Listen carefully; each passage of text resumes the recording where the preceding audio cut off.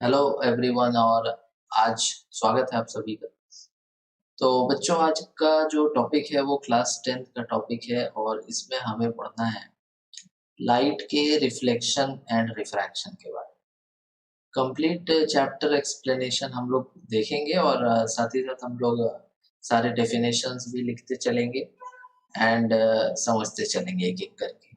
ठीक है, तो स्टार्ट होगा। पहला तो रिफ्लेक्शन ऑफ लाइट जो यहाँ पर है, that what is reflection of light. Reflection of light किसे कहा गया है? ठीक है, तो रिफ्लेक्शन ऑफ लाइट में reflection is the phenomenon of bouncing back of light into the same medium on striking the surface of any object. मतलब अगर लाइट किसी भी ऑब्जेक्ट के सरफेस को स्ट्राइक करती है, जाके लाइट जो है किसी सरफेस से जाकर के अगर टकराती है और टकराने के बाद वापस से लौट जाती है। जैसे फॉर एग्जांपल अगर मान लो कि आपके पास एक मिरर है, ठीक है, और उस मिरर में लाइट जो है उसकी तरफ बढ़ते चली जा रही है इस तरह से, और ये जाकर के यहाँ पर स्ट्राइक करी और वापस से ऐसे लौट गई। तो बाउंसिंग बैक हुआ है, यहाँ पे लाइट का क्या हुआ, लाइट जो है बाउंस बैक कर गई है इनटू द सेम मीडियम। कहने का मतलब कि जिस मीडियम पे चल रही थी वापस से लौट के उसी मीडियम में आ चुकी है। मीडियम मतलब कि जो जरिया है लाइट के ट्रेवल होने का, यहाँ पर वो लाइट को किसी मीडियम की जरूरत नहीं होती है ट्रेवल करने की, बट ट्रेवल अगर लाइट करना चाहते हैं तो विदाउट किसी मीडियम के भी लाइट जो है वो ट्रेवल कर सकती है। बट हमें यहाँ पर कहा गया है कि लाइट जिस मीडियम में चल रही होती है वो एयर भी हो सकता है या वैक्यूम भी हो सकता है, वाटर हो सकता है, और लाइट उसी मीडियम में लौट जाती है अगर स्ट्राइक करके किसी सरफेस को, तो उसे हमने रिफ्लेक्शन का नाम दिया। तो रिफ्लेक्शन आपको समझ आ गया होगा क्या है। तो रिफ्लेक्शन एक ऐसा फेनोमेनन है जिसमें लाइट जो है बाउंस बैक करके वापस से उसी मीडियम में लौट जाती है जिस मीडियम से वो ट्रेवल करके टकराई है। जैसे कि यहाँ पर ये लाइट इधर जा करके स्ट्राइक करा गया और वापस घूम करके लाइट इस तरह से आ गई,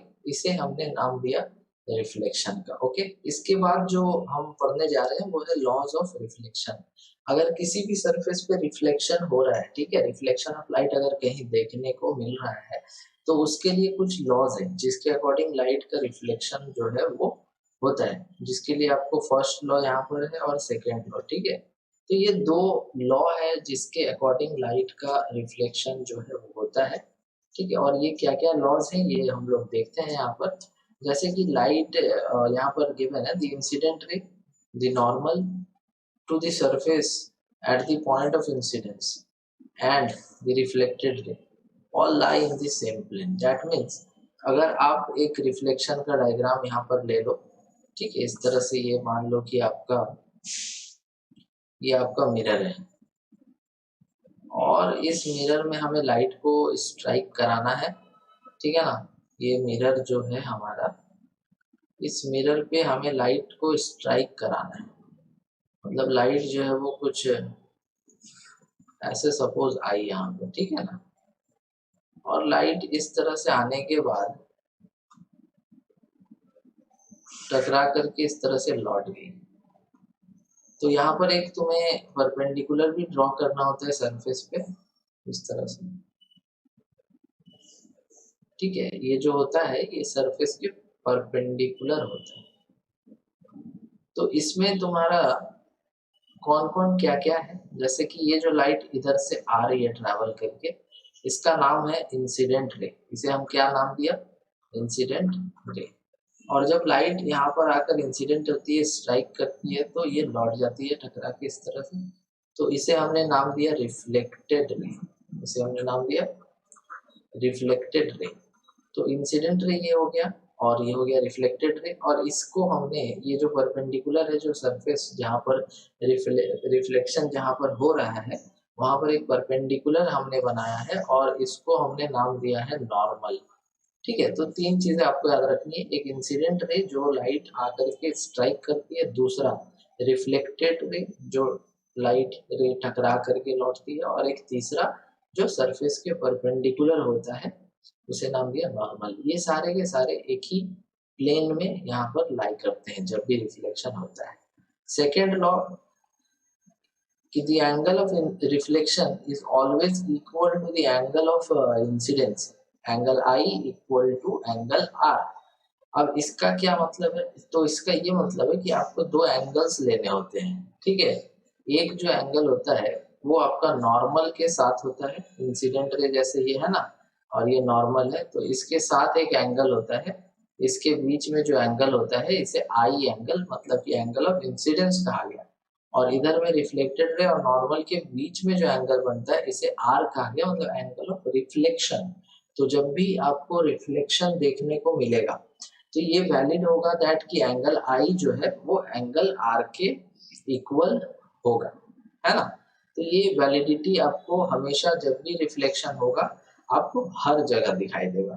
देखो अब जो नेक्स्ट टर्म है वो है the image form by a plane mirror is always virtual and erect. इसको समझने के लिए मैंने इधर एक डायग्राम बनाया है, और इस डायग्राम में मैंने ये दिखाया है दैट कि हमारे पास ये ऑब्जेक्ट है, और इस ऑब्जेक्ट से एक लाइट रे ऐसे निकला, और दूसरे ऑब्जेक्ट से लाइट रे इस तरह से निकला है और मिरर को जाकर इंसिडेंट किया, एंड आफ्टर दैट ये रिफ्लेक्ट हो गया। सेकेंड में देखो कि ये लाइट रे इधर ऐसे गया, मिरर से इंसिडेंट हुआ और रिफ्लेक्ट हो गया, ये नॉर्मल है और ये नॉर्मल है। तो यहाँ पर दो जगह पर हमने रिफ्लेक्शन ऑफ लाइट दिखाया। अब ये लाइट रे इस तरफ जा रही है और ये वाली लाइट रे इधर जा रही है। तो जब भी आपको इमेज फॉर्मेशन करना होता है, जब भी आप इमेज मिरर से बनते हुए देखते हो, तो मिनिमम टू रेज ऐसे होते हैं जो आपस में इंटरसेक्ट करते हैं, ठीक है। और वो दोनों रेज जहां पर इंटरसेक्ट करते हैं हम ऐसा एज्यूम करते हैं, ऐसा मानते हैं या देखते हैं दैट कि उस जगह पर इमेज हमारा बन रहा है। लेकिन यहाँ पर सिचुएशन ये है कि अगर आप इस ऑब्जेक्ट की इमेज मिरर में देखना चाहते हो तो उसके लिए आपको दो लाइट रेज को इंटरसेक्ट कराना पड़ेगा। तो इसीलिए हमने दो लाइट रे लिया, यहाँ पर रिफ्लेक्शन हुआ, एक लाइट रे इधर से रिफ्लेक्शन हुआ और ये वापस इधर हो गया, इधर चला गया। तो बताओ कि क्या ये वाली रे और ये वाली रे जिसका रिफ्लेक्शन हमने कराया है मिरर पे, ये दोनों आपस में इंटरसेक्ट करने के पोजीशन पे है, इंटरसेक्ट कर पाएंगे आगे जाकर के? तो ऐसा बिल्कुल नहीं होगा। ये लाइट रे अगर आगे बढ़ता है और ये वाली लाइट रे अगर आगे बढ़ती है तो ऐसा नहीं हो पाएगा, ऐसा नहीं हो सकता दैट कि आगे चल के ये दोनों रेज जो है वो आपस में इंटरसेक्ट करते हैं। तो इस वजह से हम लोग ऐसा ज्यूम करते हैं, ऐसा मानते हैं दैट कि ये दोनों लाइट रेज एक्चुअल में कहीं पीछे ऐसे इधर और ये इधर बैकवर्ड प्रोड्यूस करके हम इसे मिलाने की कोशिश करते हैं, और ये अज्यूम करते हैं दैट कि जो भी लाइट रिफ्लेक्ट होकर मिरर से हमारे आंखों तक जा रही है वो एक्चुअल में इधर मिरर के अंदर कहीं हमारा ऑब्जेक्ट है जहां से वो लाइट रेज आ रही है। दैट मीन्स कि इस ऑब्जेक्ट की इमेज हमें मिरर में यहाँ पर दिखाई देगी, यहाँ पर हमें इमेज जो है वो दिखाई पड़ेगी। तो ये जो इमेज हमने बनाया है ये एक्चुअल में रियल रेज जो हमारे थे जो रिफ्लेक्ट हुए मिरर से वो मिल ही नहीं रहे थे। तो हमने अज्यूम किया दैट कि ये बैकवर्ड से कहीं से प्रोड्यूस होकर के इस तरह से निकल रहे हैं। दैट मीन्स कि हमने इन्हें अज्यूम किया, अपीयर करा है कि ये मीट करें। तो ऐसे सिचुएशन में जो इमेज का फॉर्मेशन होता है that image is considered as virtual image, and a virtual image is always an erect image. That means कि जो भी वर्चुअल इमेज यहाँ पर बना है उस वर्चुअल इमेज को हमने बनाया है जो रियल रेज के मिलने से नहीं बन रहे थे। और ये इरेक्ट का मतलब होता है सीधा, ठीक है, इरेक्ट का मतलब सीधा होता है। तो जो भी इमेज वर्चुअल होता है वो इरेक्ट होगा ही होगा, ठीक है। तो फर्स्ट पॉइंट तो आपको क्लियर हो गया होगा दैट कि जो भी इमेज आप प्लेन मिरर से बनाते हो that is always virtual and erect. And the second one is of the same size of the same size as the object। That means कि जो हमारा इमेज बनता है वो इमेज का जो साइज होगा वो बिल्कुल ही ऑब्जेक्ट के साइज के इक्वल होगा। as far behind the mirror as the object is in front of it। That means कि जो भी इमेज हमारा बना है यहाँ पर उसकी जो दूरी होगी मिरर से और जो ऑब्जेक्ट की दूरी होगी मिरर से, ये दोनों ही डिस्टेंस जो है वो सेम होंगे। मीन्स कि आपका मिरर जो है उससे जितना आगे ऑब्जेक्ट रहेगा उतना ही पीछे हमारा इमेज जो है वो बनता है। The next point is laterally inverted. Laterally inverted का मतलब होता है कि जो लेफ्ट होता है वो आपको राइट दिखेगा मिरर में। दैट मीन्स कि अगर सपोज करो कि आप मिरर के सामने खड़े हो जाते हो और आप मिरर के सामने खड़े होकर के अपना लेफ्ट हैंड ऐसे उठाते हो, तो जो मिरर में है, जो मिरर में इमेज है, उसके लिए तो राइट हैंड ऊपर उठाएगा वो। तो इसी को कहते हैं लैटरल इन्वर्जन। तो लैटरली इन्वर्टेड इमेज हमें मिलेगा। तो first point, second point, third point and fourth point, ये 4 पॉइंट है जो कि बताते हैं कि प्लेन मिरर से किस तरह का इमेज हमें देखने को मिलता है। Okay, the next is about spherical mirrors. तो स्फेरिकल मिरर्स जो हमें यहाँ पढ़ने हैं वो 2 टाइप्स के होते हैं स्फेरिकल मिरर्स। एक होता है कन्वेक्स मिरर एंड दूसरा होता है कॉनकेव मिरर। तो जो कन्वेक्स मिरर है इसका नाम डाइवर्जिंग मिरर भी होता है और कन्वर्जिंग मिरर भी होता है, ठीक है। कॉनकेव मिरर का कन्वर्जिंग मिरर भी होता है। तो ऐसा क्यों होता है वो हम लोग देखेंगे। तो देखो कन्वेक्स मिरर जो होता है उसका शेप एक्चुअल में कैसा होता है, तो इसको समझने के लिए हम लोग एक स्फीयर यहाँ पर ड्रॉ कर लेते हैं। ओके, एक इस तरह से हमने एक स्फीयर ड्रॉ किया। अब इस स्फीयर में हो सकता है कि हमने बाहर वाले सरफेस को पॉलिश इस तरह से कर दिया है,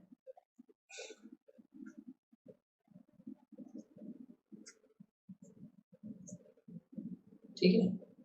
तो इस तरह से हमने सपोज बाहर वाले सरफेस को ऐसे पॉलिश जो है कर दिया है। अब इसमें से क्या करते हैं हम लोग कि एक पार्ट जो है कट करके निकाल लेते हैं। तो सपोज हमने इस पार्ट को जो है यहाँ से कट करके निकाल दिया और अलग से हमने इसे रखा। तो जब हम इसे अलग से रखेंगे तो हमें कुछ इस तरह का एक शेप मिलता है।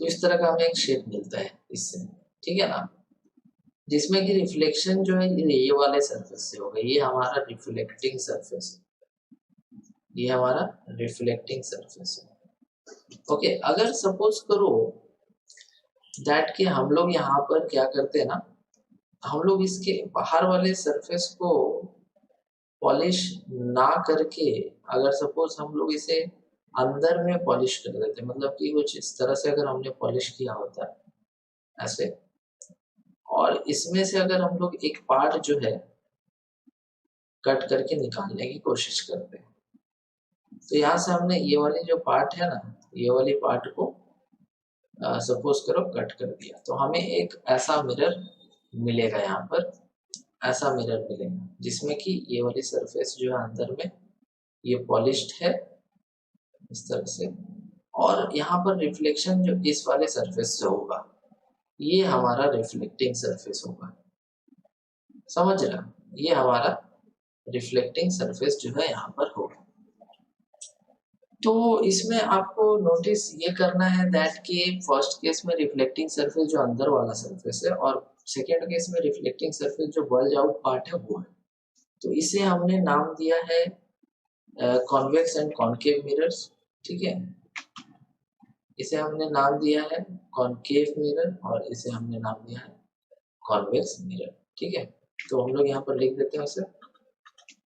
सो this one is concave mirror and the second one is convex mirror। अब देखो तुम नाम ऐसे याद रखना दैट कि इसमें जो अंदर वाला पार्ट है केव टाइप का जो पार्ट है उससे रिफ्लेक्शन हो रहा है, तो कॉनकेव मिरर इस तरह से तुम याद रख सकते हो। डाइवर्जिंग और कन्वर्जिंग क्यों बोला जाता है देखते हैं हम लोग, है ना। तो फिलहाल तो तुम ये समझ लो that this one is concave mirror and this one is convex mirror, और किसी स्फीयर को किस तरह से काट करके बनाया गया है स्फेरिकल मिरर ये हमने यहाँ पर समझा। ओके, अब यहाँ पर कुछ टर्म्स हैं जो स्फेरिकल मिरर में यूज होते हैं, उन्हें समझना बहुत ज्यादा जरूरी है, ठीक है। जैसे कि यहाँ पर लिखा हुआ है centre of curvature of a spherical mirror is the center of the hollow sphere of glass of which the spherical mirror is a part। तो सेंटर ऑफ कर्वेचर अगर आपको डिफाइन करना है तो आप लिखोगे कि centre of curvature spherical mirror के केस में वो पॉइंट होता है, सेंटर होता है किसका, उस स्फेयर का जिससे हमने मिरर को बनाया है। तो जैसे यहाँ पर हमने इस वाले स्फेयर से 2 मिरर बनाए हैं, तो ये जो पॉइंट है इसका जो सेंटर है this one is called centre of curvature, ठीक है। सी से हमें इसे डिनोट करना होता है। Second one is the radius of curvature. of a spherical mirror is the radius of the hollow sphere of which the spherical mirror is a part. That means कि ये वाले स्फीयर से जिससे हमने स्फेरिकल मिरर बनाया है, इसका जो रेडियस होता है, इस स्फीयर का जो रेडियस होता है, that is your radius of curvature. The next one is pole. Pole किसे कहा गया है? So the pole of a spherical mirror is the centre of the mirror. That means कि जो हमारा मिरर बना है, यहाँ पर मिरर जो हमारा निकला है, इस मिरर का एक सेंटर होगा, इस मिरर का एक सेंटर होगा और इसे हम पोल कहते हैं. ठीक है, इसे हम पोल के नाम से जानते हैं. Next one is principal axis. So the principal axis of a spherical mirror is a straight line passing through the center of curvature and pole. तो देखो हमारा जो स्ट्रेट लाइन होगा कहाँ से कहाँ तक, तो जैसे ये C है और ये पॉइंट हमारा P है, तो इन दोनों से पास करता हुआ स्ट्रेट लाइन, मतलब कि ये वाला लाइन जो है इस तरह से स्ट्रेट लाइन जो यहाँ दिख रहा है, जो सेंटर ऑफ कर्वेचर और पोल दोनों से पास होता है, इसे हम कहते हैं प्रिंसिपल एक्सिस. ठीक है ना, ये हो गया definition. The next is principal focus. So principal focus of a concave mirror is a point on the principal axis. तो ये प्रिंसिपल फोकस जो है वो प्रिंसिपल या सिंपली फोकस कह सकते हो. तो फोकस जो है वो एक पॉइंट होता है प्रिंसिपल एक्सिस पे, at which the rays of light incident on the mirror in a direction parallel to the principal axis actually meet after reflection from the mirror. तो देखो ऐसे सिंपल भाषा में समझे तो ऐसे समझ सकते हैं कि अगर आपके पास कोई मिरर है, स्फेरिकल मिरर है, कॉन्केव मिरर या कॉन्वेक्स मिरर, तो इसमें अगर कोई रेज हैं जो पैरेलली आ रहे हैं, प्रिंसिपल एक्सिस के पैरेलल हैं, और वो रिफ्लेक्ट होने के बाद जहां पर मिलते हैं, that is your principal focus या सिंपली फोकस.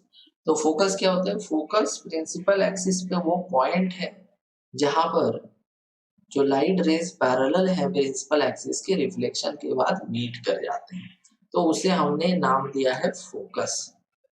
ठीक है, या फिर आप ऐसा भी कह सकते हो the mid point of the centre of curvature and पोल.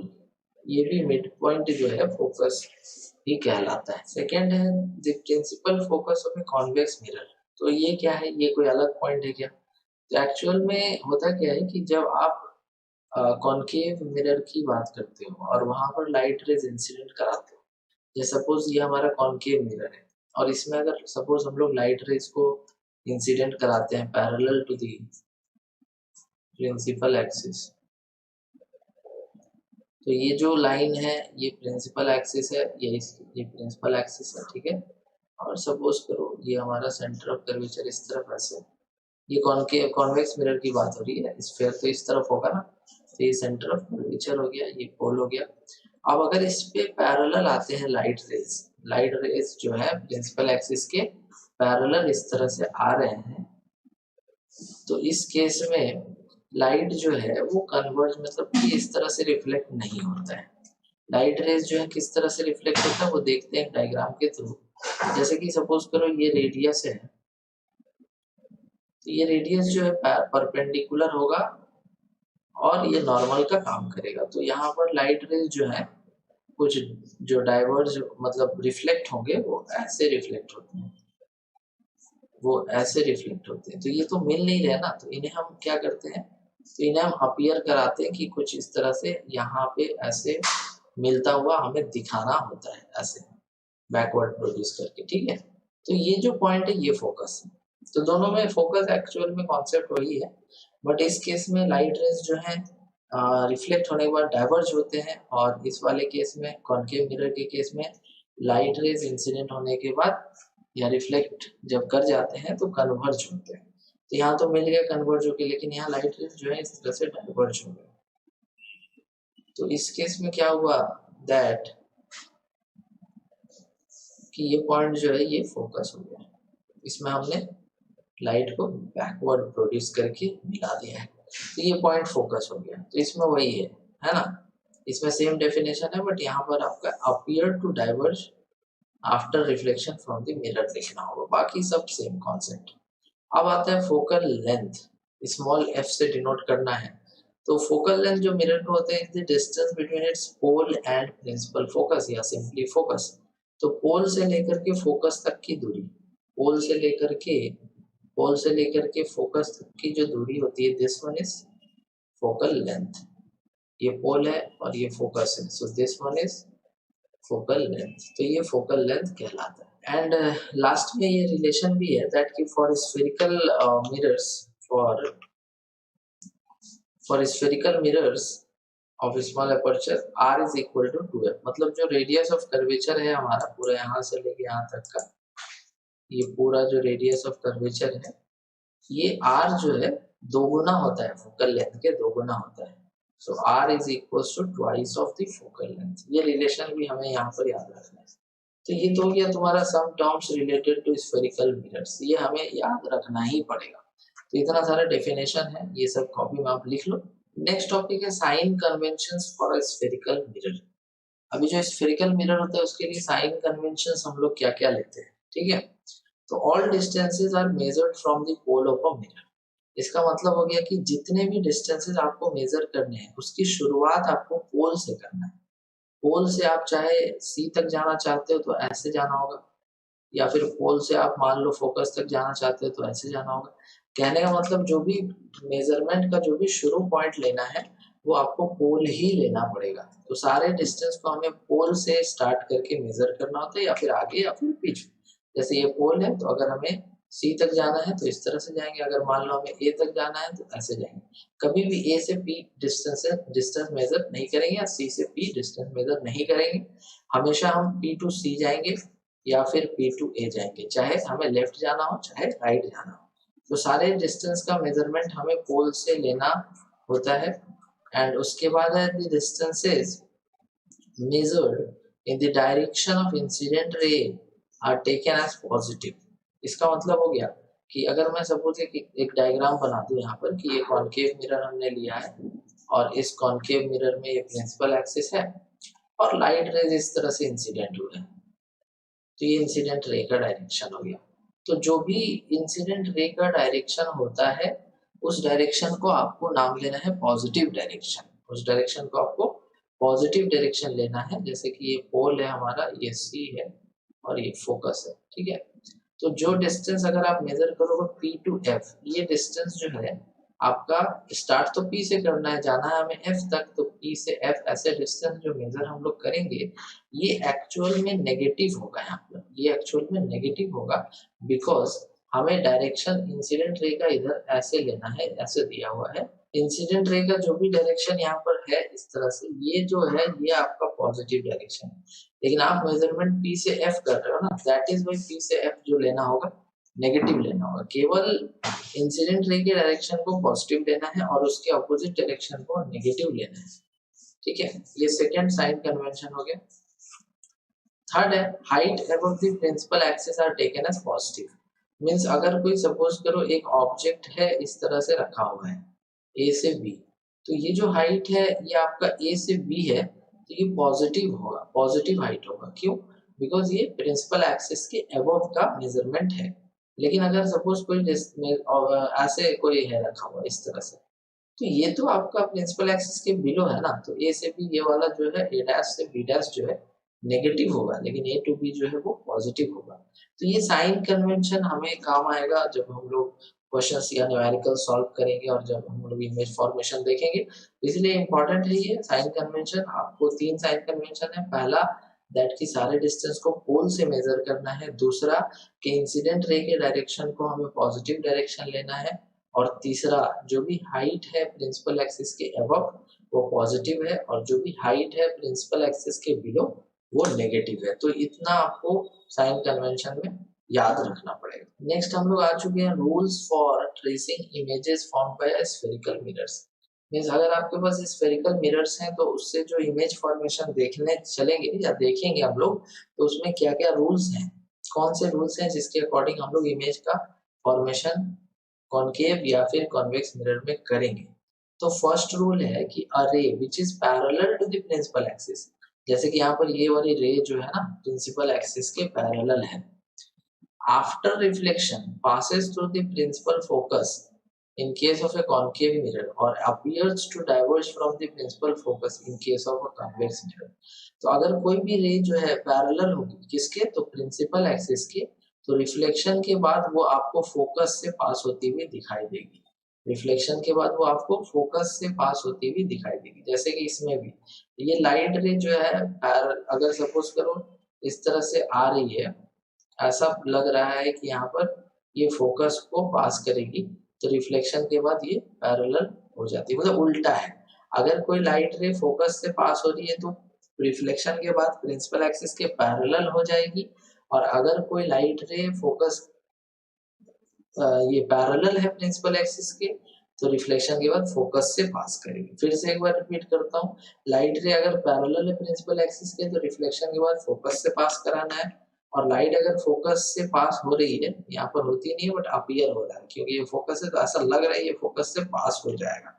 तो अगर कोई भी लाइट रे ऐसा है दैट कि वो फोकस से पास हो रही है या लग रहा है कि फोकस से पास हो जाएगी, तो रिफ्लेक्शन के बाद वो प्रिंसिपल एक्सिस की पैरेलल हो जाती है।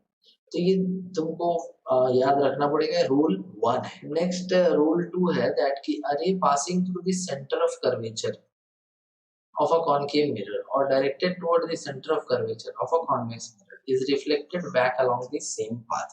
That means कि अगर कहीं पर भी ऐसा हमें दिखे कि कोई रे जो है सेंटर ऑफ कर्वेचर से पास हो रही है इस तरह से, तो जब ये जाकर के रिफ्लेक्ट करेगी मिरर से, तो ये वापस उसी पाथ से लौट जाती है।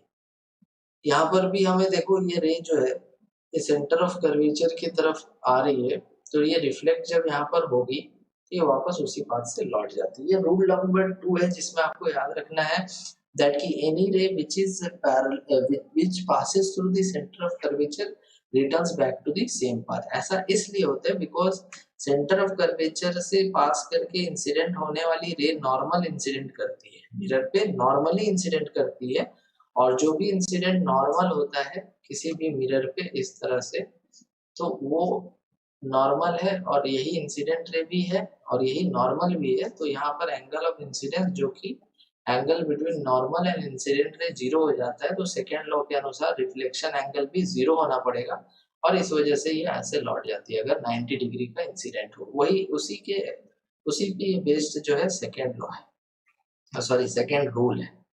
थर्ड रूल देख लेते हैं हम लोग। रूल नंबर 3 के अनुसार अगर बात की जाए तो a ray incident towards the pole of a concave mirror or convex mirror is reflected as per the laws of reflection।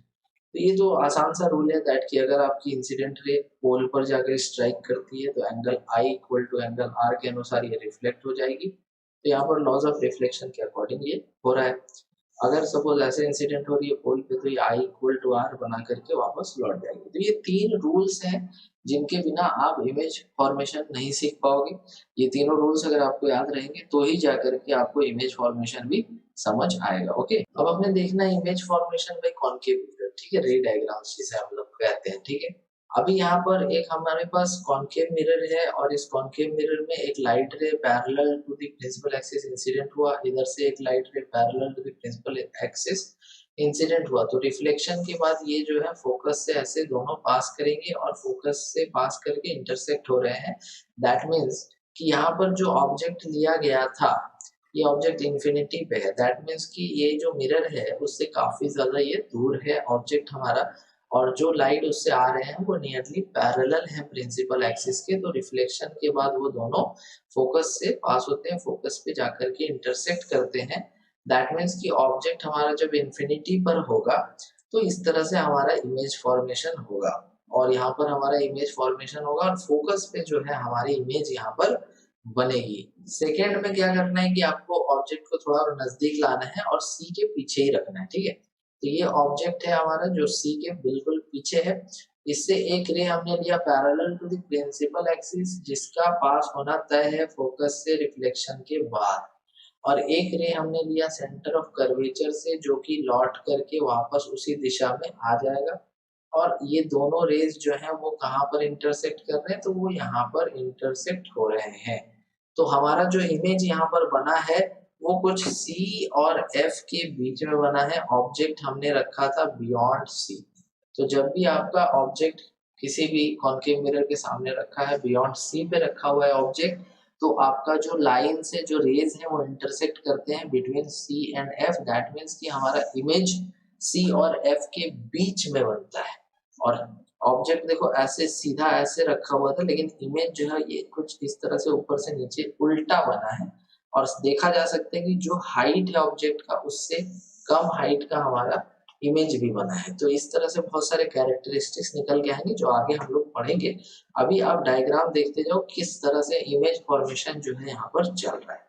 Third case जो आएगा वो थर्ड पोजीशन अब हमारा आ जाएगा सी के लिए। तो सी के लिए इमेज फॉर्मेशन देखो कैसे होगा। तो जब हमारा ऑब्जेक्ट जो है सी पे रखा हुआ है, बिल्कुल सी पे देखो रखा हुआ है, तो सी पे जो ऑब्जेक्ट रखा हुआ है इससे एक रे हमने लिया parallel to the principal axis, जो रिफ्लेक्शन के बाद फोकस से पास हो गया। एक दूसरा रे हमने ले लिया फिर से फोकस से, जो रिफ्लेक्शन के बाद पैरेलल हो गया। तो ये दोनों जाकर के जो मिले हैं, ये कुछ यहाँ पर ऐसे मिलते हुए दिखाई दे रहे हैं और ये सी पे ही मिलते हैं आकर के। तो यहाँ पर ऑब्जेक्ट हमारा रखा हुआ था सी पर, और जो रेज इंटरसेक्ट हो रहे हैं रिफ्लेक्शन के बाद वो भी कहाँ पर मिल रहे हैं, वो भी जाकर के सी पे मिल रहे हैं। तो ये जो सी पोजीशन है ना, ये सी पोजीशन पे हमारा इमेज फॉर्मेशन होता है। और आप देख सकते हो कि जो इमेज का हाइट और ऑब्जेक्ट का हाइट दोनों सेम होता है। तो इस तरह से हमारे पास एक इमेज बना जो सी पे बना, जिसका हाइट बिल्कुल ऑब्जेक्ट के हाइट के बराबर है। और ये सिचुएशन कब का है, जब हमारा ऑब्जेक्ट जो है सी पे रहता है। नेक्स्ट है position of object between C and F. याद रखो ये सी पॉइंट है, ये एफ पॉइंट है, और इसके बीच में हमने रखा है ऑब्जेक्ट। अब इससे हमें दो रेज लेने हैं। एक रे हमने लिया parallel to the principal axis and after reflection it passes through the focus. एक रे हमने लिया है passes through C, centre of curvature से पास होता हुआ रे, और ये रिफ्लेक्ट होकर वापस उसी पाथ से लौट गया और जा करके यहाँ पर मिल गया। तो दोनों रेज जो है वो इस जगह पर इंटरसेक्ट कर रहे हैं, और ये जो पोजीशन है ये बियॉन्ड सी है, और जो इमेज बना है वो थोड़ा बड़ा बना है ऑब्जेक्ट से। तो जब आपका object between C and F रहेगा तो आपका इमेज बियॉन्ड सी बनेगा और इमेज थोड़ा सा बड़ा बनेगा, ठीक है, मैग्नीफाइड होगा, और इमेज का साइज जो है ऑब्जेक्ट से बड़ा होगा। तो टोटल हमने कितना पढ़ा, 1 2 3 4, टोटल 4 पढ़े और 2 केसेस होते हैं वो भी हम लोग देख लेते हैं। तो जैसे यहाँ पर देख पा रहे हैं कि हमने ऑब्जेक्ट को रख दिया फोकस पे। फोकस पे अगर हमने ऑब्जेक्ट को रखा है तो उस केस में हम लोग कैसे इमेज बनाएंगे। तो इस केस में एक रे हमने लिया parallel to the principal axis और इसे पास करा दिया फोकस से। तो ये फोकस से इस तरह से जो है पास हो गया, और एक रे हमने लिया है सेंटर ऑफ कर्वेचर से इस तरह से जाता हुआ, जो लौट कर वापस उसी दिशा में आ गया। और हम लोग ऐसा देखते हैं दैट कि ये दोनों रेज जो है आपस में पैरेलल हो जाते हैं, मतलब कि ऐसा एज्यूम करेंगे that these rays meet at infinity, means काफी ज्यादा दूर जा करके ये दोनों रेज जो है आपस में मिल रहे हैं। तो जब आपका ऑब्जेक्ट एफ पे है तो इमेज आपका इंफिनिटी पे बन रहा है, ठीक है। तो ये आपको याद रखना है, और काफी ज्यादा मैग्नीफाइड इमेज हमें इस केस में मिलेगा। ये लास्ट केस है कि जब हम लोग ऑब्जेक्ट को फोकस और पोल के बीच में रखते हैं। तो जैसे ये हमारा फोकस है और ये पोल है, इसके बीच में हमने ऑब्जेक्ट को रख दिया है। अब इस केस में इमेज जो है कैसा बनेगा, तो जब हमने फोकस और पोल के बीच में ऑब्जेक्ट को रखा है तो उस केस में ध्यान देना दैट कि एक लाइट रे हमने लेना है पोल से ऐसे, और जो पोल पे इंसिडेंट होता है वो angle I equal to angle R के अनुसार रिफ्लेक्ट होके चला गया। एक दूसरा रे हमने लिया है सेंटर ऑफ कर्वेचर से पास करता हुआ, जो वापस उसी पाथ में लौट गया। तो हमने देखा कि जो लाइट रेज रिफ्लेक्ट हुए हैं, जैसे कि एक ये है दूसरा ये है, ये आगे जाने के बाद और फैलते ही जाएंगे। तो ऐसा तो नहीं है कि आगे जाकर के मीट करेगा। तो इस केस में हम लोग ऐसा एज्यूम करते हैं कि ये जो रेज है ये एक्चुअल में बैकवर्ड प्रोड्यूस करते हैं, इसे डॉटेड लाइन से दिखाया हमने, और ऐसा एज्यूम करते हैं कि ये कहीं यहाँ से इमर्ज होकर के आ रहे हैं। दैट मीन्स कि इस केस में हमें रियल रेज का इंटरसेक्शन देखने को नहीं मिलता है, और यहाँ पर हम लोग उसे बैकवर्ड प्रोड्यूस करके एज्यूम करते हैं, मिलाते हैं। तो यहाँ पर हमें ए डैश बी डैश का इमेज यहाँ पर दिख रहा है, जो कि सीधा बन रहा है, वर्चुअल बन रहा है, वर्चुअल बन रहा है, इरेक्ट बन रहा है। तो जब आपका object between F and P रहेगा तो इमेज हमारा बिहाइंड द मिरर बनेगा, बिहाइंड द मिरर बनेगा, और साथ ही साथ बड़ा बनेगा, ऑब्जेक्ट का जो इमेज बनेगा बड़ा बनेगा। और वर्चुअल बनेगा, इरेक्ट बनेगा। ओके, तो ये जो टेबल है ये आपको हेल्प करेगा याद रखने में। जैसे कि पोजीशन ऑफ इमेज बात करो, एट इंफिनिटी पे फर्स्ट केस था तो हमारा इमेज बना था फोकस पे, सेकंड बियॉन्ड सी रखा था तो इमेज बना था एफ और सी के बीच, जब हमने ऑब्जेक्ट को सी पे रखा था तो इमेज सी पे ही बना था, जब हमने ऑब्जेक्ट को सेंटर ऑफ कर्वेचर और फोकस के बीच रखा तो इमेज हमारा बियॉन्ड सी बना, जब हमने ऑब्जेक्ट को एफ पे रखा तो इमेज हमारे इंफिनिटी पे बना, जब हमने ऑब्जेक्ट को फोकस और पोल के बीच में रखा तो इमेज हमारा बिहाइंड द मिरर बना। फर्स्ट वाले केस में image highly diminished point size image बनता है, सेकंड में डिमिनिश्ड छोटा इमेज बनता है, थर्ड में इक्वल साइज बनता है ऑब्जेक्ट का, उसके बाद फोर्थ केस में थोड़ा लार्ज इमेज बनता है, मतलब थोड़ा बड़ा इमेज बनता है, फिफ्थ केस में हाईली इनलार्ज मतलब बहुत ज्यादा मैग्नीफाइड, और फिफ्थ केस में इनलार्ज मतलब कि बड़ा बनता है। तो ये साइज हो गया इमेज का। और यहाँ पर है नेचर, नेचर का मतलब रियल है या वर्चुअल है। तो जैसे रियल फर्स्ट वाला था, इन्वर्टेड होगा, रियल है इन्वर्टेड होगा, इन्वर्टेड मतलब उल्टा बनेगा इमेज, यहाँ भी रियल इन्वर्टेड, यहाँ भी रियल इन्वर्टेड, यहाँ भी रियल इन्वर्टेड। लेकिन फाइनल केस सिक्स्थ केस में ही एक ऐसा केस है कॉनकेव मिरर में जब इमेज फॉर्मेशन किया जाता है, टोटल 6 केस होते हैं, जिसमें से कि अंत वाला जिसमें ऑब्जेक्ट को फोकस और पोल के बीच में रखा जाता है, तो वहां पर वर्चुअल एंड इरेक्ट इमेज देखने को मिलता है। सारे के रे डायग्राम्स हमने देख लिए और सारा का कैरेक्टरिस्टिक्स देख लिया। अब इसके आगे बढ़ते हैं, image formation by convex mirror. तो कॉन्वेक्स मिरर के केस में कैसे इमेज का फॉर्मेशन किया जाता है, तो रे डायग्राम्स में इसको इसमें आपको 2 ही केस मिलते हैं। पहले वाले में तो कॉन्केव मिरर वाले में तो 6 केस थे ना, इसमें आपको 2 ही केस मिलते हैं।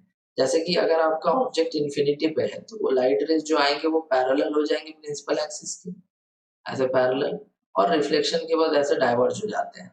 तो ये दोनों रेस जाकर के आगे तो मिलेंगे नहीं क्योंकि ये धीरे धीरे और फैलते जा रहे हैं, तो इनको मिलाया जाता है, पीछे प्रोड्यूस करके इस तरह से एज्यूम किया जाता है कि लाइट रेस यहाँ से इमर्ज होके ओरिजिनेट होके आ रहे हैं, तो ये फोकस पे हमारा इमेज देखने को मिलता है।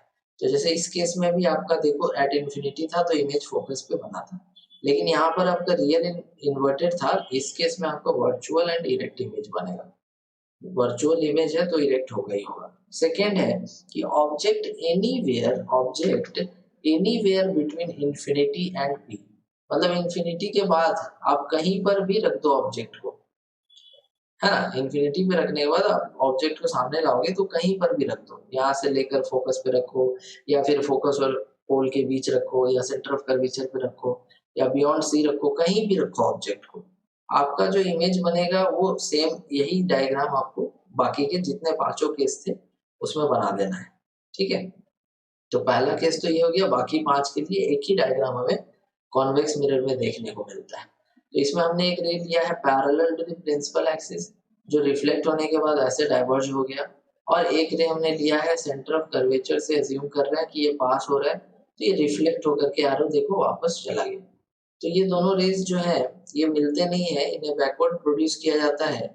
जैसे कि इस वाले रे को बैकवर्ड प्रोड्यूस किया हमने ये ऐसे फोकस पे मिला दिया क्योंकि पैरेलल था प्रिंसिपल एक्सिस के रे इंसिडेंट, और ये सेंटर ऑफ कर्वेचर से पास हो रहा था तो ये वापस अपने पाथ में लौट गया। ये दोनों रेज यहाँ पर मिल रहे हैं तो ये इमेज हमारा यहाँ पर बनता है इस केस में। ठीक है, तो इस केस में आपका जब ऑब्जेक्ट आप anywhere between infinity and P रखोगे तो आपका इमेज फोकस और पोल के बीच में बनेगा, छोटा बनेगा, वर्चुअल एंड इरेक्ट बनेगा। तो ये टोटल आपका इमेज फॉर्मेशन हो गया। कैरेक्टरिस्टिक्स ऑफ इमेज फॉर्म में आपको पहले तो पोजीशन ऑफ ऑब्जेक्ट क्या है, इंफिनिटी पर इमेज बना फोकस पे बिहाइंड द मिरर, और anywhere between infinity and pole of the mirror रखने पर बना पोल और फोकस के between pole and focus behind the mirror. ठीक है, और हाईली डिमिनिश्ड पॉइंट साइज, और इस केस में डिमिनिश्ड, इसमें वर्चुअल इरेक्ट, इसमें भी वर्चुअल इरेक्ट। तो बात समझ आ गई है दैट कि कॉनकेव मिरर के केस में एक ही ऐसा केस होता है जिसमें वर्चुअल इरेक्ट इमेज मिलेगा, और कॉनकेव मिरर में दोनों केस में वर्चुअल एंड इरेक्ट इमेज ही हमें देखने को मिलता है। तो ये रिफ्लेक्शन का लास्ट टॉपिक है दैट मिरर फॉर्मूला क्या होता है। तो जैसे कि हमने यहाँ पर मान लो कि एक डायग्राम मैं बना दे रहा हूँ यहाँ पर, या पहला एग्जांपल ही हम लोग ले लेते हैं, जैसे कि सपोज करो इस केस की बात करो, ये वाली केस की। तो देखो ये पोल है और यहाँ पर ऑब्जेक्ट रखा हुआ है, तो जब आप पोल से ऑब्जेक्ट तक जाओगे, बी तक जाओगे, तो ये जो डिस्टेंस होगा, this distance is called object का डिस्टेंस, ऑब्जेक्ट डिस्टेंस। ठीक है, पोल से सारा डिस्टेंस पोल से ही मेजर करना है। सेकेंड है कि ये वाला पार्ट, ये इमेज हमारा यहाँ पर बना है, ये पोल है, तो यहाँ से जो यहाँ जाओगे इस तरह से, तो ये जो डिस्टेंस कहलाता है ये कहलाता है इमेज का डिस्टेंस, इमेज का डिस्टेंस। और अब यहाँ फोकस तक की दूरी जो पोल से होती है that is called focal length, ये हमने पहले ही पढ़ा था, फोकल लेंथ। यहाँ पर तीन बातें मिली हमें, एक ऑब्जेक्ट का डिस्टेंस, एक इमेज का डिस्टेंस और एक फोकस का डिस्टेंस। तो ऑब्जेक्ट डिस्टेंस को हमें दिखाना होता है u से, इमेज डिस्टेंस को हमें दिखाना होता है v से, और फोकल लेंथ को स्मॉल f से। तो इन तीनों के बीच में जो एक रिश्ता है, जो रिलेशन है, वो हमें मिलता है मिरर फॉर्मूला के हेल्प से। तो मिरर फॉर्मूला कहता है कि दी image distance, object distance and focal length of a spherical mirror are related as 1 by u plus 1 by v is equal to 1 by f। ये रिलेशन है हमारे पास u में, v में और f में। अगर तीनों में रिलेशन चाहिए तो इसी फॉर्मूला का यूज हमें करना होगा। ठीक है, जैसे सपोज करो कहीं पर आपको फोकल लेंथ पता है और ऑब्जेक्ट की कितने डिस्टेंस है वो पता है, आप चाहते हो कि आप निकालना चाहते हो कि हमारा इमेज जो बनेगा वो क्या होगा। तो जैसे सपोज आपको फोकस की वैल्यू पता है, u की वैल्यू पता है, तो ये अननोन जो वैल्यू है u v जो है ऑब्जेक्ट की इमेज की जो डिस्टेंस है वो इस फॉर्मूला से निकाली जा सकती है। समझ रहे हो? The next one is linear magnification. What is linear magnification? तो एक्चुअल में लीनियर मैग्निफिकेशन जो होता है वो रेशियो होता है, नेगेटिव रेशियो किसका किसका, हाइट किसका, इमेज का, डिवाइडेड बाय हाइट किसका, तो ऑब्जेक्ट का, या फिर ऐसे लिखो HI/HO। तो जो मैग्निफिकेशन होता है वो एक्चुअल में height of image upon height of object होता है, means ratio of the height of image upon height of object. या फिर इसे हम लोग ऐसे भी लिखते हैं -V/U, -V/U, negative of the ratio of image distance by object distance भी लिख सकते हो। अगर m हमारा नेगेटिव है तो इमेज हमारा रियल होगा, और अगर m हमारा पॉजिटिव है तो इमेज हमारा वर्चुअल होगा। जैसे सपोज करो इस फॉर्मूला को लेके देखो तुम, हाइट ऑफ इमेज अगर पॉजिटिव है दैट मींस कि हाइट ऑफ इमेज जो है वो प्रिंसिपल एक्सिस के ऊपर है ना। तो प्रिंसिपल एक्सिस के ऊपर तो है, मतलब कि इरेक्ट इमेज है, और जो इरेक्ट इमेज होता है वो वर्चुअल होता है। तो ऑब्जेक्ट तो ऊपर रखोगे ही तुम, और इमेज भी अगर ऊपर ही सीधा बन गया है तो दोनों लिया जाएगा पॉजिटिव, तो m तो पॉजिटिव आएगा। तो वर्चुअल इरेक्ट के केस में हमारा m जो है पॉजिटिव होता है। अच्छा, अगर ऑब्जेक्ट हमारा ऐसे सीधा ऊपर रखा हुआ है लेकिन जो इमेज बना है वो उल्टा बना है नीचे ऐसे, तो इस केस में तो आपको ये नेगेटिव लेना है और ये पॉजिटिव लेना है, तो ये रेशियो बन जाएगी नेगेटिव, तो उस केस में इमेज रियल है। क्यों? क्योंकि ये इन्वर्टेड है। तो इस तरह से रियल इमेज और वर्चुअल इमेज में हमें m की वैल्यू देख करके अंदाजा या फिर हम लोग पता कर सकते हैं कि m जो है अगर नेगेटिव है तो वो रियल इमेज बना रहा है, और m मींस मैग्निफिकेशन अगर पॉजिटिव है तो वो वर्चुअल इमेज बना रहा है। नेक्स्ट अब हम लोग पहुंच चुके हैं रिफ्रैक्शन ऑफ लाइट पे। ठीक है, रिफ्लेक्शन ऑफ लाइट हमारा हो चुका पूरी तरह से, थ्योरी हमने पढ़ लिया। नेक्स्ट आ जाता है रिफ्रैक्शन ऑफ लाइट किसे कहा गया है। तो देखो रिफ्रैक्शन ऑफ लाइट में जो लाइट जब ट्रैवल कर रहा है तो वो मान लो सपोज करो एयर में ट्रैवल कर रहा है, और एयर में ट्रैवल करते करते वो अचानक से चला गया एयर से वाटर में। तो इस केस में एक अलग मीडियम था एयर, और वो जो जा रहा है जिस मीडियम में वो वाटर है, वो अलग मीडियम है। तो इस केस में आपको रिफ्रैक्शन ऑफ लाइट देखने को मिलता है। तो change in the path of light as it passes from one medium to another medium is called refraction of light. जैसे सपोज फॉर एग्जांपल आपको मैं डायग्राम यहाँ पर बनाकर दिखाना चाहता हूँ। जैसे सपोज करो कि ये आपका एक सेपरेटिंग लाइन है किसके किसके बीच में, तो एयर ऊपर है पूरी तरह से और नीचे हमारा पानी है, वाटर है, और लाइट जो है वो ट्रैवल करता हुआ आ रहा है, ऐसे ट्रैवल करता हुआ आ रहा है ऐसे। ठीक है, इस केस में लाइट इस तरह से आ रहा है, तो ये जो है ये इंसिडेंट हो रहा है, ये इंसिडेंट रे है हमारा। अब ये लाइट एक मीडियम से दूसरे मीडियम में जाना चाहता है। हाँ, यहाँ पे भी नॉर्मल हमें लेना पड़ेगा, और ये जो नॉर्मल होगा ये परपेंडिकुलर टू दी सरफेस होगा।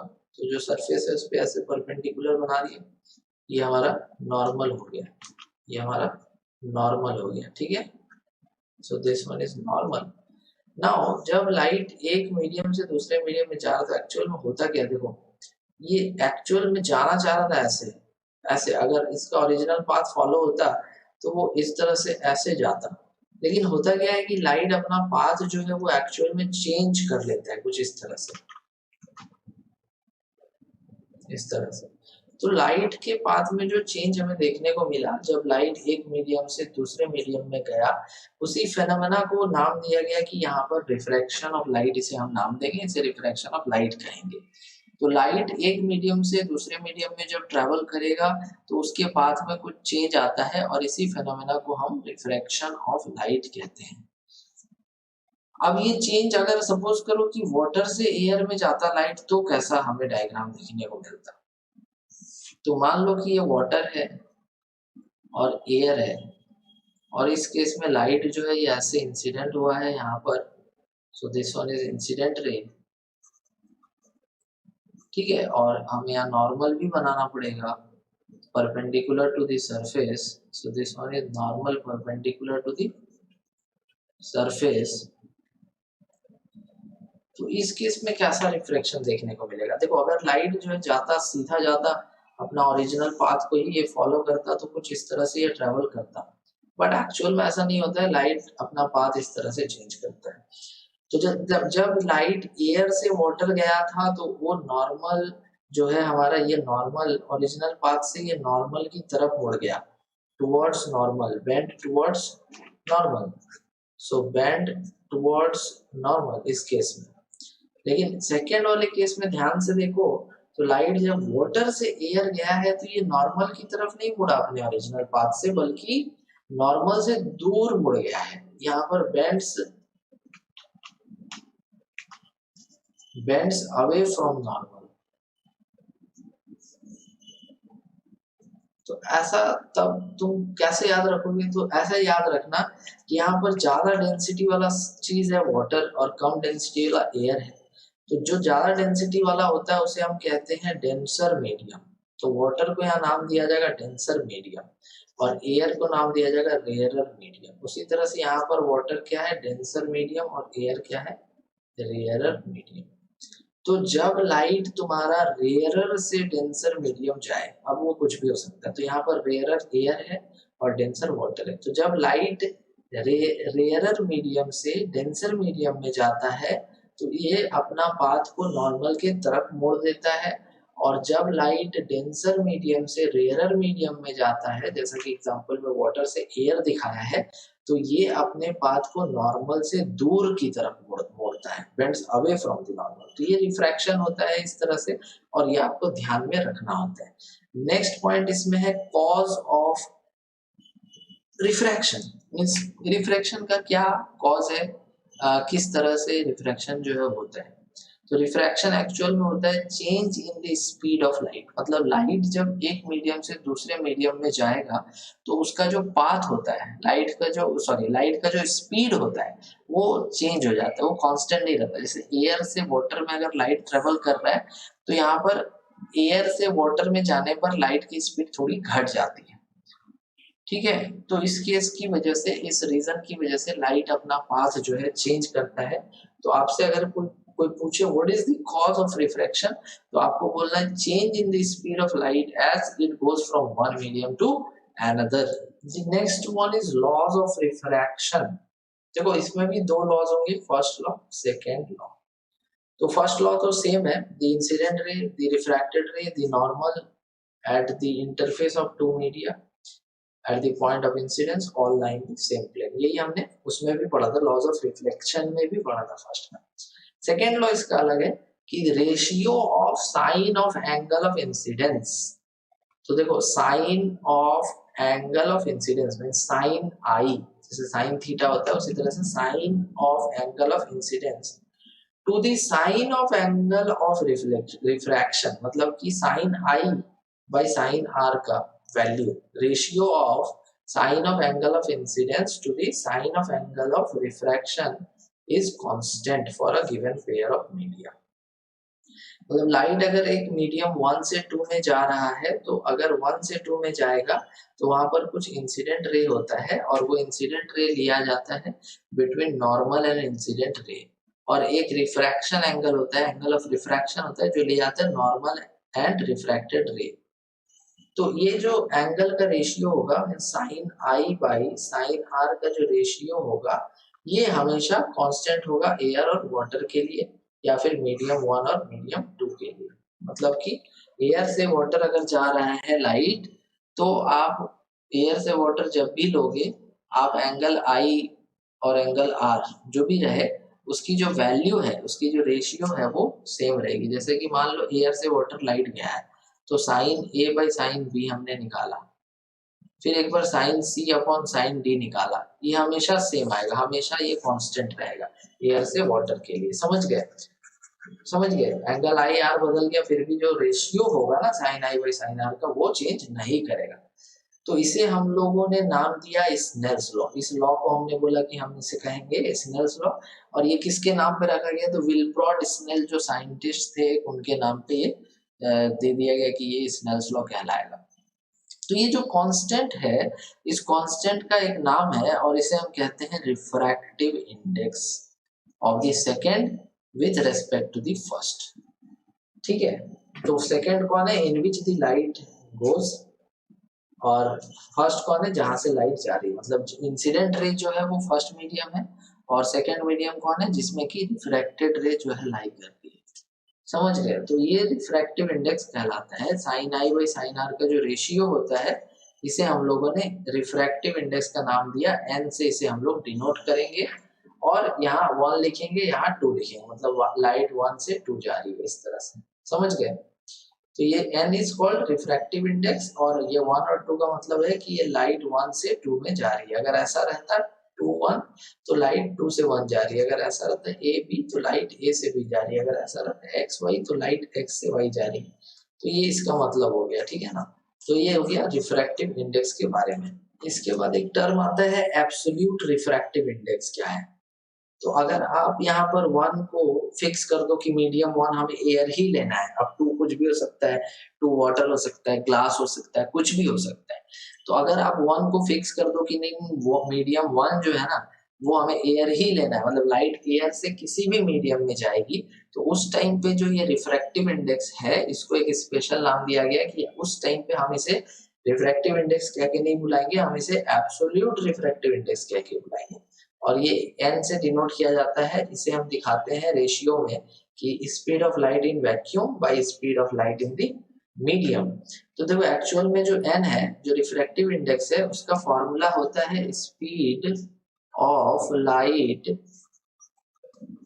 इन 1 divided by speed of light in 2।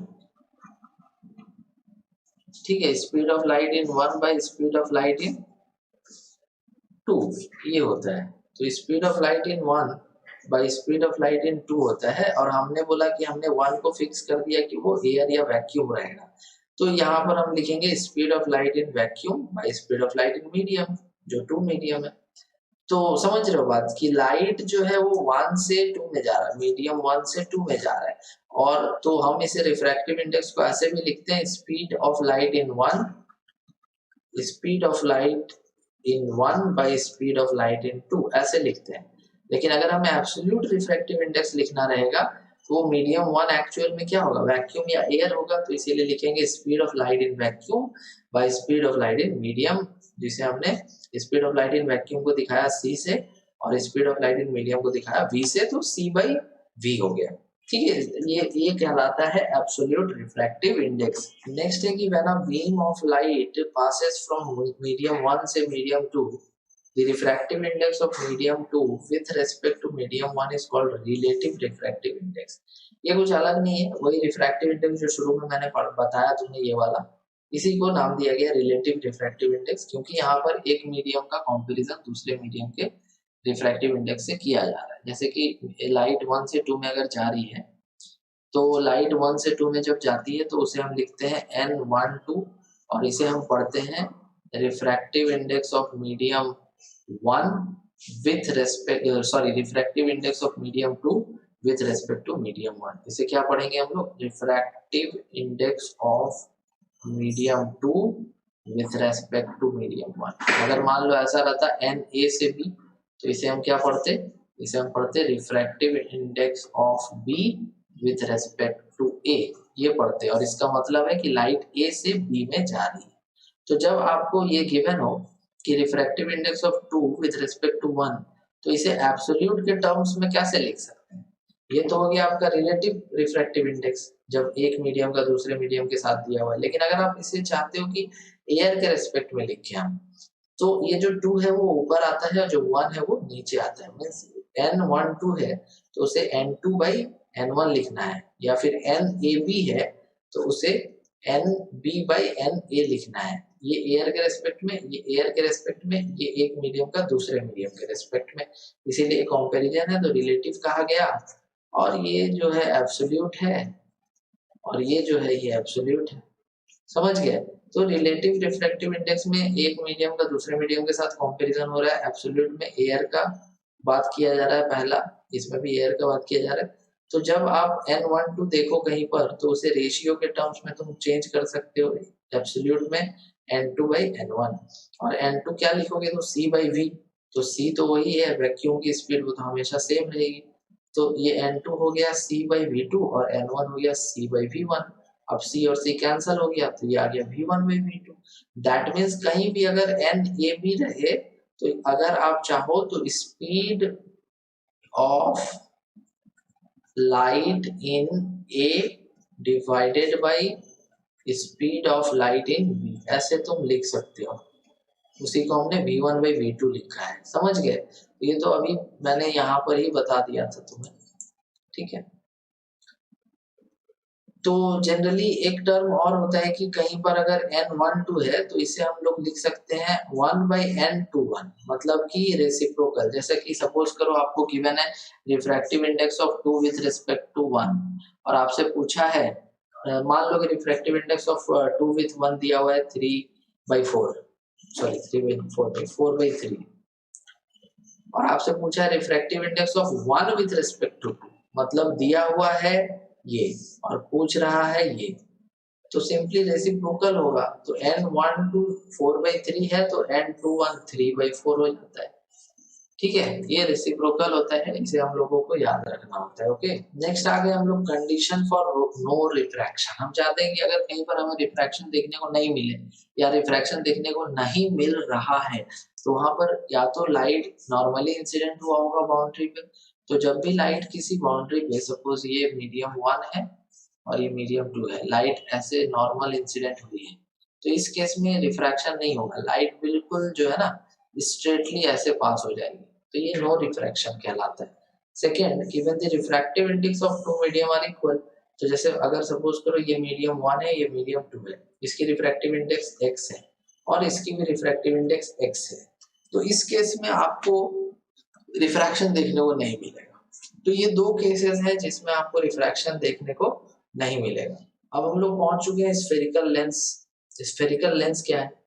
तो स्फेरिकल लेंस जो है दो टाइप का होगा यहाँ पर भी, एक कॉन्वेक्स लेंस और एक कॉनकेव लेंस। तो कॉन्वेक्स लेंस जो होगा कुछ इस तरह से होता है, ठीक है, और कॉनकेव लेंस जो होता है वो कुछ ऐसा होता है। तो इसे हम लोग कैसे बनाते हैं एक्चुअली में, है ना? तो इसे भी हम लोग एक स्फीयर से ही बनाते हैं। सपोज आप एक स्फीयर का ग्लास पूरा स्फीयर ले लो, तो मैं एक यहाँ पर स्फीयर सपोज करो इस तरह से ले लेता हूँ, पूरा ग्लास है। अब इसमें से एक पार्ट को मैं काट देता हूँ, ये वाला ऐसे, तो ये जो पार्ट कटेगा तो ये निकल करके कुछ ऐसा बनेगा, तो ये बना देगा कॉन्वेक्स, ये बना देगा कॉन्वेक्स लेंस। और अगर सपोज करो कि हम लोगों ने जो निकाला है इसमें से एक और स्फीयर में ले लेना, ठीक है, और इसमें से मैंने क्या किया, मैंने इधर वाले पार्ट को काट के हटा दिया और इधर वाले पार्ट को काट के हटा दिया, मतलब कि ऐसे इसको हटा दिया इधर से और ऐसे इसको हटा दिया इधर से, तो ये जो निकलेगा ये एक्चुअल में इस तरह का लेंस देगा, तो ये होगा कॉनकेव। यहाँ पर भी कुछ टर्म्स हैं जो हमने मिरर्स में पढ़ा था, उसी तरह से हमारे पास स्फेरिकल लेंस में भी कुछ टर्म्स रिलेटेड होते हैं। जैसे कि ऑप्टिकल सेंटर, पिछले केस में हमने पोल पढ़ा था, लेकिन यहाँ पर पोल नहीं होता है, यहाँ पर होता है optical centre. Mean central point of the lens is called its optical centre. जैसा कि मैं यहाँ पर बना करके तुम्हें दिखा देता हूँ कि अगर आपके पास इस तरह से कॉन्वेक्स लेंस है तो इस पॉइंट को ऑप्टिकल सेंटर ओ कहते हैं। उसी तरह से अगर आपके पास कॉन्केव लेंस है तो इस पॉइंट को ऑप्टिकल सेंटर कहते हैं। सेकेंड है, each of the two spherical surfaces of lens forms a part of a sphere। जैसे कि ये भी एक स्फेयर का पार्ट है, ठीक है, लेकिन यहाँ पर आप अगर ध्यान से देखो तो आपको एक ये जो साइड है उसके लिए कुछ स्फेरिकल पार्ट ऐसा होगा, और इधर वाला जो साइड है इसके लिए कुछ स्फेरिकल पार्ट जो है ऐसा होगा। तो यहाँ पर आप ऐसा एज्यूम करोगे कि ये वाला जो साइड है उसके लिए स्फेरिकल पार्ट इस तरह से है, और ये वाला जो साइड है उसके लिए स्फेरिकल पार्ट कुछ इस तरह से है। तो यहाँ पर दो स्फेरिकल सरफेस है, इसीलिए हमें दो स्फीयर्स एज्यूम करके चलना है, दो सेंटर ऑफ कर्वेचर एज्यूम करके चलना है। एक सेंटर ऑफ कर्वेचर इस तरफ इस वाले पार्ट के लिए जिसे हमने C1 C2 में बांटना है, और दूसरा वाला सेंटर ऑफ कर्वेचर वो इस वाले कर्व सरफेस के लिए जो कि इधर होगा C। तो C1 और C2 हमें लेके चलना होता है, ठीक है ना। तो principal axis of a lens is a straight line passing through the two centres. मतलब दोनों जो C1 C2 है हमारे यहाँ पे, उनसे जो लाइन पास होता है that is called principal axis. ये तो पहले भी हमने पढ़ा था मिरर में। उसके बाद फोकस क्या है कन्वेक्स लेंस का, तो फोकस जो है वो एक ऐसा पॉइंट है प्रिंसिपल एक्सिस पे जो लाइट रेज पैरेलल होते हैं प्रिंसिपल एक्सिस के, वहां जाकर कन्वर्ज कर जाते हैं। और कॉन्केव लेंस का फोकस क्या होता है, कॉन्केव लेंस का फोकस वो पॉइंट है प्रिंसिपल एक्सिस के कि अगर लाइट रेज आपके पैरेलल है प्रिंसिपल एक्सिस के तो वहां अपीयर कर दिए जाते हैं, मिला दिए जाते हैं। जैसे कि मैं डायग्राम के थ्रू आपको बताता हूँ। जैसे सपोज करो कि ये कॉन्वेक्स लेंस है हमारे पास, और लाइट रेज जो है पैरेलली इंसिडेंट हो रहे हैं प्रिंसिपल एक्सिस के, पैरेलल इंसिडेंट कर रहे हैं, ऐसे आ रहे हैं। तो रिफ्रैक्शन के बाद जहां पर ये मिलेंगे, मतलब ये जो पॉइंट होता है ये principal focus of a convex lens होता है। उसी तरह से अगर आपके पास कॉन्केव लेंस है तो कॉन्केव लेंस के केस में जो लाइट रेज पैरेलल होंगे प्रिंसिपल एक्सिस के ऐसे, वो डाइवर्ज हो जाते हैं। यहाँ पर कोई कन्वर्जिंग नहीं होता, डाइवर्जिंग होता है, इस तरह से होता है। तो ये दोनों अब तो मिलेंगे नहीं, तो इन्हें हम बैकवर्ड प्रोड्यूस करते हैं, इन्हें हम बैकवर्ड प्रोड्यूस करते हैं ऐसे, और मिलाते हैं, अपीयर कराते हैं कि यहाँ मैच हो रहे हैं। तो ये प्रिंसिपल फोकस होता है। तो जो रेज प्रिंसिपल एक्सिस के पैरेलल हैं कॉन्केव मिरर कॉन्वेक्स लेंस में, वो मिल जाते हैं रिफ्रैक्शन के बाद, उसे फोकस कहा गया उस पॉइंट को। और जो रेज पैरेलल है प्रिंसिपल एक्सिस के और पास हो रहे कॉन्केव लेंस से, वो मिलते नहीं है, वो डाइवर्ज हो जाते हैं, उन्हें बैकवर्ड प्रोड्यूस करके मिलाया जाता है, और जिस पॉइंट पे वो मिलते हैं वो फोकस कहलाता है।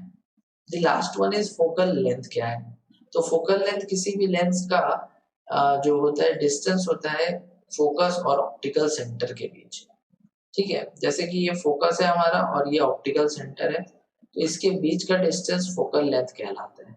उसी तरह से ये फोकस है हमारा, ये ऑप्टिकल सेंटर है, तो इसके बीच का डिस्टेंस जो है ये ऑप्टिक फोकल लेंथ कहलाता है। ओके, अब हम लोग बनाएंगे image formation by convex lens. अब देखो साइन कन्वेंशन दोबारा पढ़ने की जरूरत नहीं, जो पहले साइन कन्वेंशन हमने पढ़ा था मिरर के लिए वो यहाँ पर भी एप्लीकेबल होगा।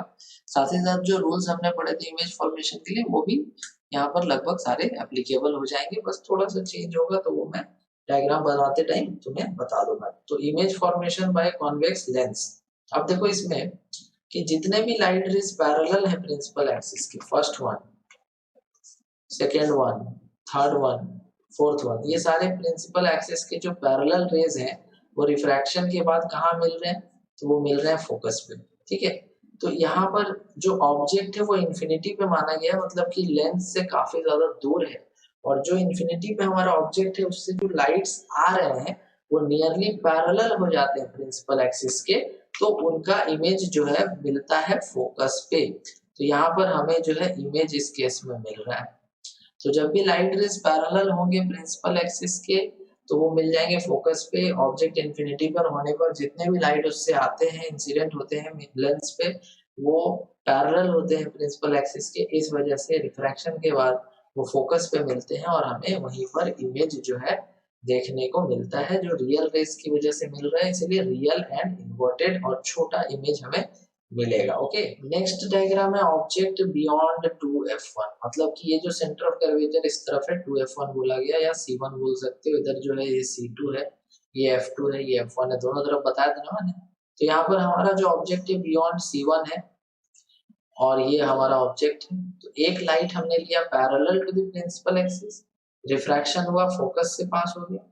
सेकेंड रे हमने लिया थ्रू दी ऑप्टिकल सेंटर, तो जो रे ऑप्टिकल सेंटर से पास होगा वो डेविएट नहीं होगा, वो बिल्कुल सीधा पास हो जाएगा और जा करके इस वाले रे से कहीं यहाँ पर मिला है, जो मिला है फोकस F2 और C2 के बीच में। तो अगर आपका ऑब्जेक्ट जो है बियॉन्ड C1 होगा तो इमेज जो बनेगा वो कहीं C2 और F2 के बीच में बनेगा, उल्टा बनेगा, रियल रेस के मिलने से बनेगा और छोटा बनेगा।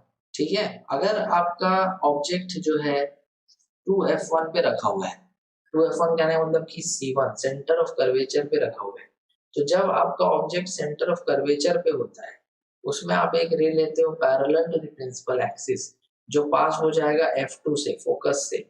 सेकेंड रे आप ले रहे हो through the optical center which passes undeviated, and both the rays meet at a point which is the point C2। ठीक है, ये पॉइंट C2 है।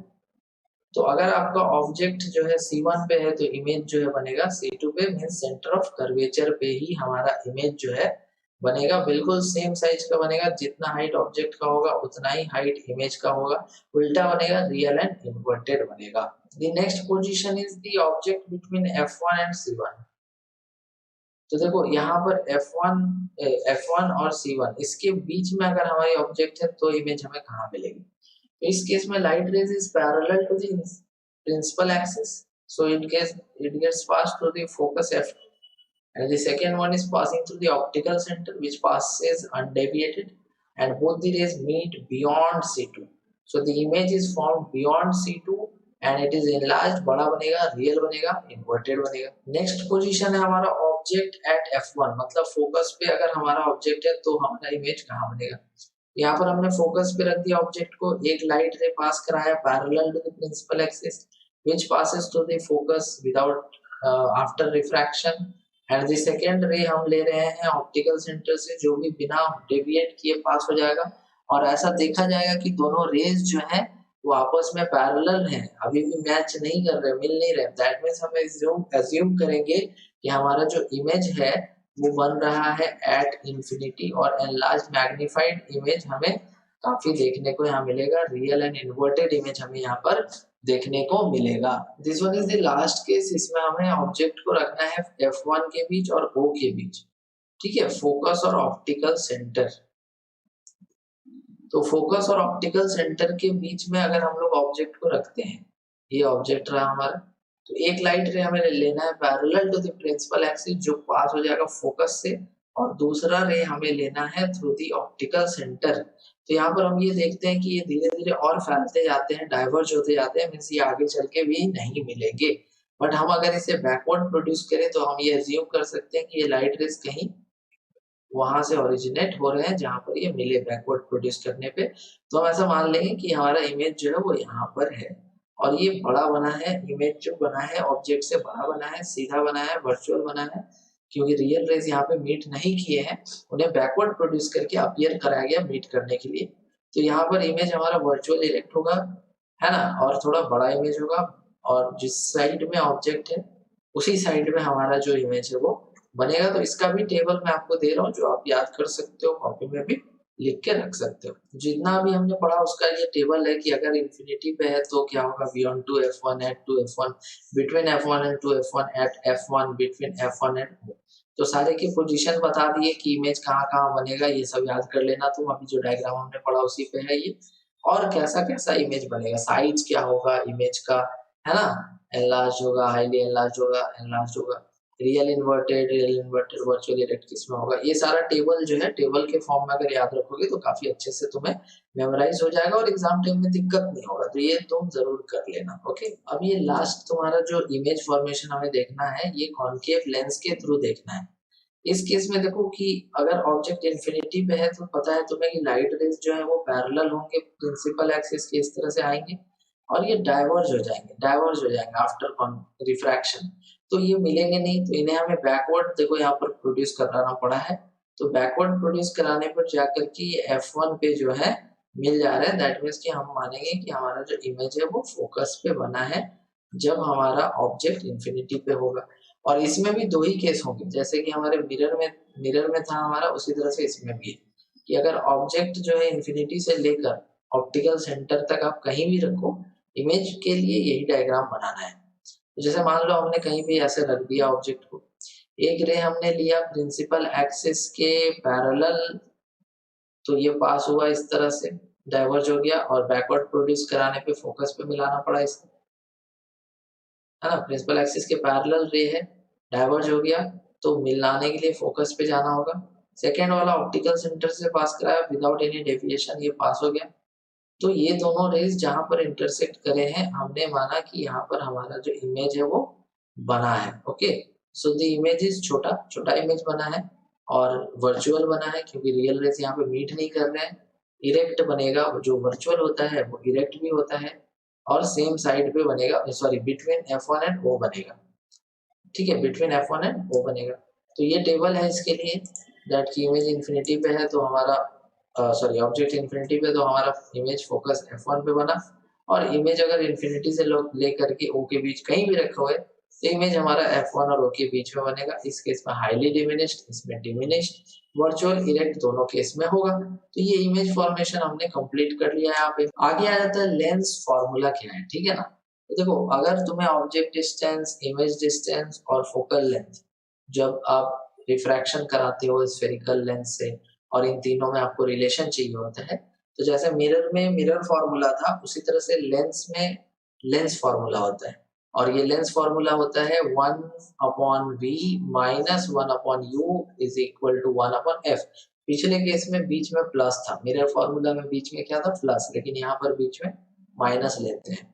एंड लीनियर मैग्निफिकेशन जो लेंस के लिए होता है वो रेशियो तो वही है, size of image by size of object, HI/HO वही है, लेकिन यहाँ पर थोड़ा सा चेंज है कि उसमें था -v/u मिरर में और यहाँ पर होगा +v/u। ओके, m जो है नेगेटिव होगा रियल इमेजेस के लिए और पॉजिटिव होगा वर्चुअल इमेजेस के लिए। अब थोड़ा पीछे चलते हैं, यहाँ पर हमारा m क्या था, नेगेटिव रियल के लिए,